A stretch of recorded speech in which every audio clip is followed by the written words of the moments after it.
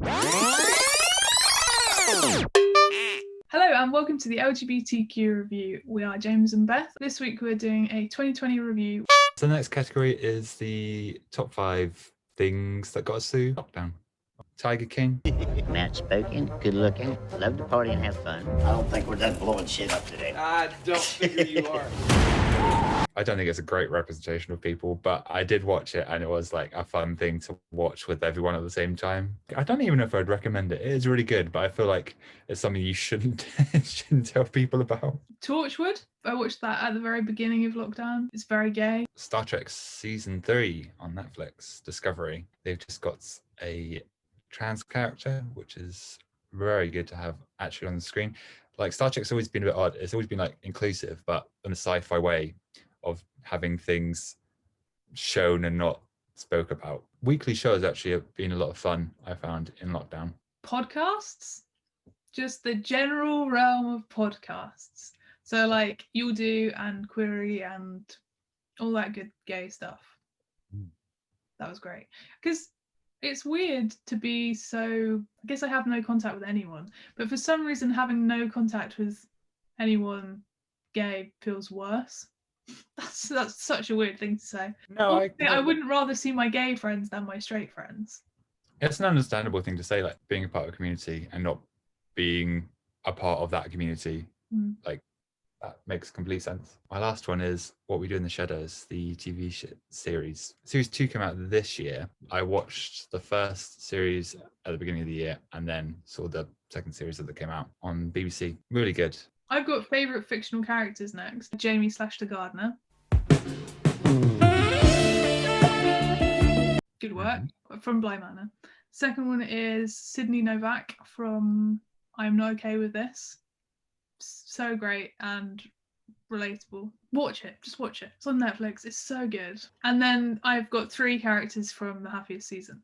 So okay. Riley, he is played by Aubrey Plaza. So Daniel Levy plays David. Great stuff. Those 2 characters by themselves are reasons you should watch the film.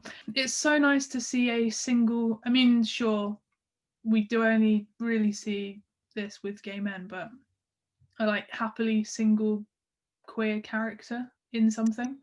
Like there's not a point where he's ever looking for someone, and he still hooks up with people, and yeah, it was just great. And he's hilarious, and also he like delivers the moral message, which sure, maybe that could have been done in like a 10-minute short. Who's to say? And then also Jane, who is not gay, but is so good. But the side characters are outstanding. I love all of them. All of the ones that I've said, I love them all. Jamie, great. Loves plants, hates people.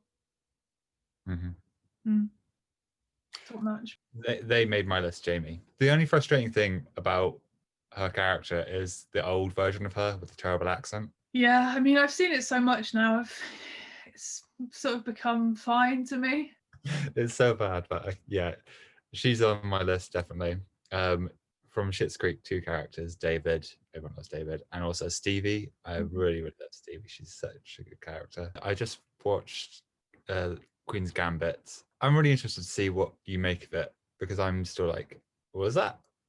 Yeah, unfortunately, I'm only watching Bly Manor and the Happiest season at the moment, but once those cycles have finished. Lead character, Beth Harmon. Some people call her Harmon, some people call her Beth. I'm confident in saying that was a good character, but at the same time, I only finished watching it yesterday, so maybe I need more time to digest it. At this point, I think one of my favourite characters this year. And then my last character was Amber from Dating Amber, who was a far better character.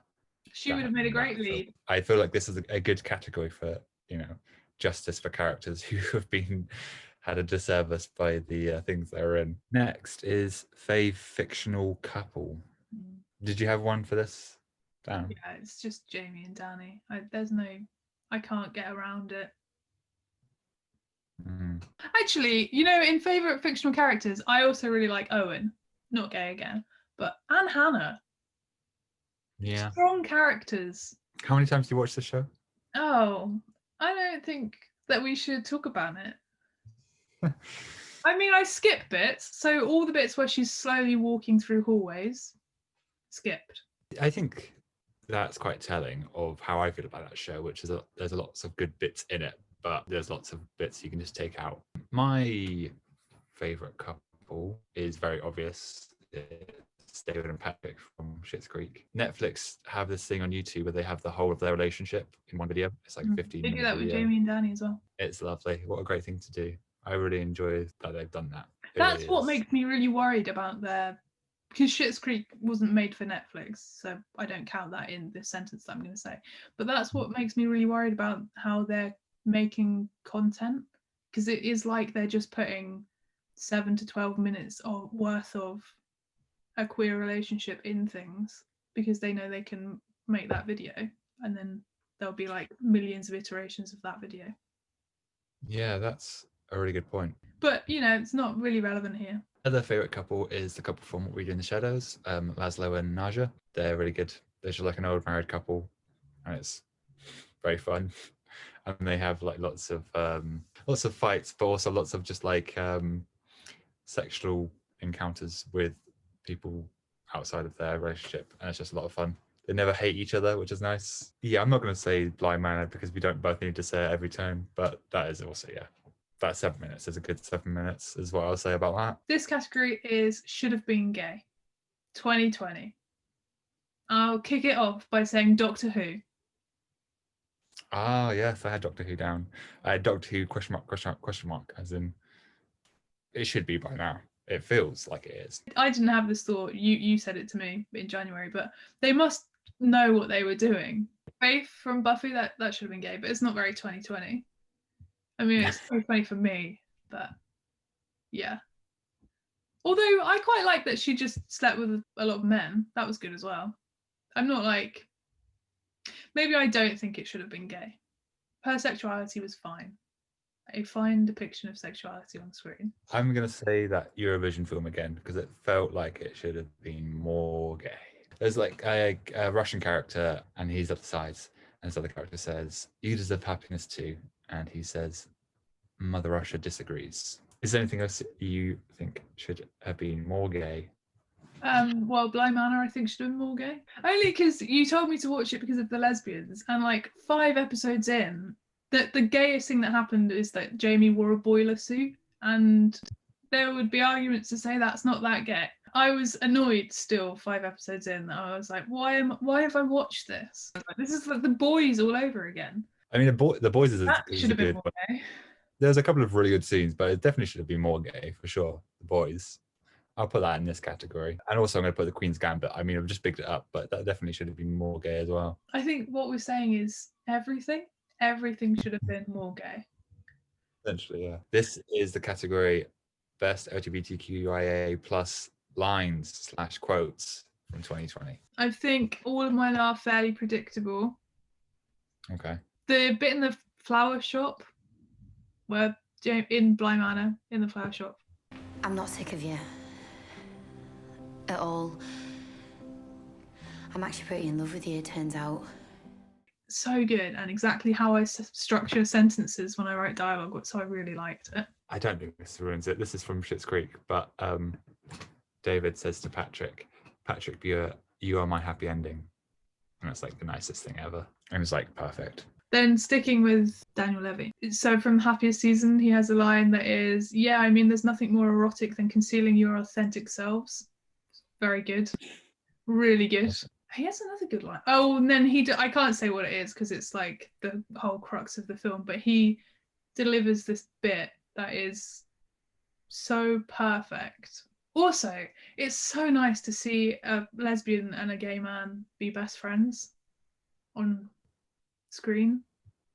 It's so good. So essentially this whole video is going to be, you love Blind Manor, I love Schitt's Creek. Occasionally we've seen other things, but not much of it. I'm conflicted about a Christmas film that will not be relevant now because it's January. So hot tips for 2021. My hot tip would be the new series of Batwoman. They've got a new lead. It's not like a recast, it's a whole different character, so that'd be really interesting. And yeah, just having different representation. I think the fans seem very happy with the choice, so that should be really fun. My hot tips are Euphoria season 2 and also the specials that should come out soon. There should be like a wintry special soon. I don't think I've mentioned Euphoria before, but I have meant to every time we've done a TV recommendations. It is the best TV show I've ever seen. Oh, okay. Yeah, it's quite a big thing to say because I like a lot of different TV shows. But yeah, everyone's talking about Jamie. The film should come out next year. Some places say it came out this year, but some places are wrong. Russian Doll is getting a second series, which is coming soon. Really? So that should be interesting. What are they going to do with that? Who knows? Special is getting a second series on Netflix. That is so good. Everybody should watch it. It's amazing. So that's been our end of the year 2020 review. Let us know if there's anything that we missed throughout the year that you really love, and let us know about anything you're looking forward to in the new year. We have been, as always, James and Beth. You can follow us at LGBTQ_review. You can like and subscribe to the videos if you enjoy them. And yeah, we will see you soon in the new year. Well, this is the new year. Wait, no. We'll see you soon.